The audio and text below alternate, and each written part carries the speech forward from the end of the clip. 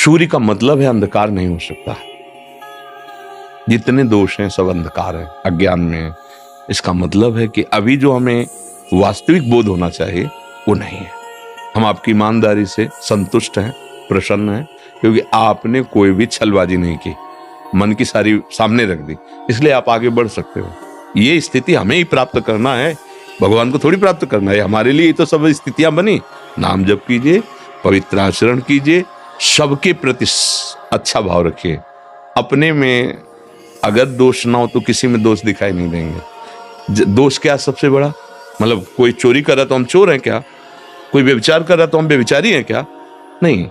आप में दोष अपने में गुणाभिमान का है, तभी दूसरे में दोष दर्शन होता है। और गुणाभिमान सबसे बड़ा दोष है, समझे? बिना गुणाभिमान के दोष नहीं हो सकता, दोष दर्शन नहीं हो सकता। तो सबसे बड़ा दोष जिसमें सारे दोष प्रकट होते हैं वो है अभिमान, गुणाभिमान, कि मैं तो ऐसा हूं, मैं तो कभी ऐसा नहीं किया। ये गिरा देगा। सुनो राम कर सहज स्वभाव, जन अभिमान न राखे कहो। ये होती भगवान का आश्रय लेकर भजन करने से। अगर हमारे फिर गंदे कर्म होते रहे, फिर अभिमान जनित क्रियाएं होती रही, तो ये परंपरा चलती रहेगी।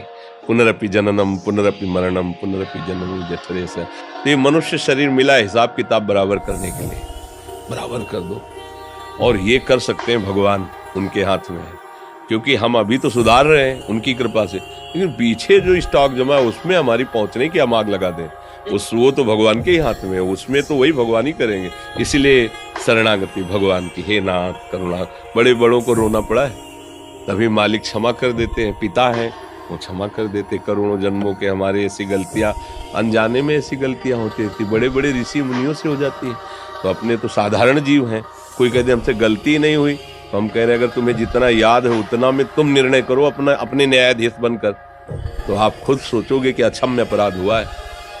प्रत्येक शरीरधारी अगर वो अपना न्यायाधीश बन करके खुद अपना न्याय करे, किसी से कहने की जरूरत नहीं, तो यही सोचेगा भगवान की बड़ी कृपा है जो मैं इस हालत में हूँ। अगर कहीं मेरे अपराधों का मुझे दंड दिया जाए तो मैं इस योग्य भी नहीं कि सह पाऊं।